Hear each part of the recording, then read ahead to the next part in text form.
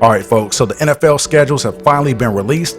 I just made it back to the Batcave and decided to relax a little bit, loaded up the schedule, and I really didn't care for what I saw. Now check it. We get Philadelphia week 1 Monday night, primetime game. We usually get 1 or 2 games primetime every season, so since my squad didn't do that well last year, they're probably sitting there going, okay, we're gonna give them a primetime game anyway, we might as well get it out the way early in the season. So I get that, I'm not mad about it, and it actually might work out in our favor because who knows what Philadelphia is gonna be with all the roster turnaround. But then I see the next few games and I see at New York Giants, at Dallas, then we head back home for Houston and Washington.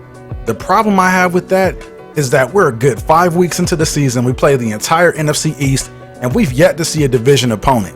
Now, there's only so many weeks you can fit these games in here, folks. So what I'm thinking here now is that based on the early part of the schedule, there's a really good chance that we're gonna see 2 months straight of division opponents. Now, looking farther ahead in the schedule, hoping that's not the case, I see we get New Orleans at week 6.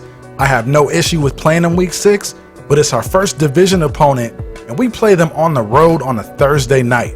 And I hate Thursday night games anyway, but for it to be our first matchup against the Saints, if you must make it primetime, I would have much rather have seen it on a Sunday night game on NBC.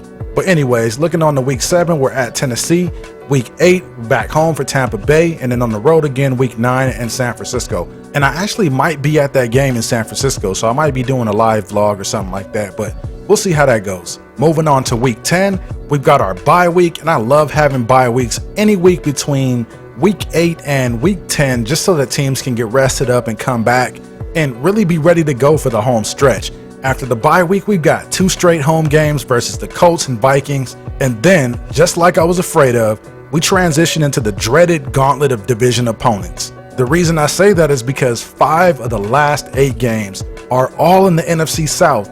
Now, personally, I would have loved for them to space those out a little bit and maybe drop another AFC South opponent in the last month of the season, or better yet, how about dropping in an NFC East opponent and an AFC South opponent in the final month, just to shake things up a bit. That way you're not looking at Tampa Bay, Carolina again, and then New Orleans in the last 5 weeks of the season. Now, in the grand scheme of things, is it really gonna matter when we play these opponents? Probably not, but from a fan's perspective, it would have been nice to see a little bit more variety instead of the NFL schedule makers just going, okay, Atlanta Falcons, NFC East, boom, month 1, AFC South, boom, month 2, oh, NFC South, boom, month 3, you're done.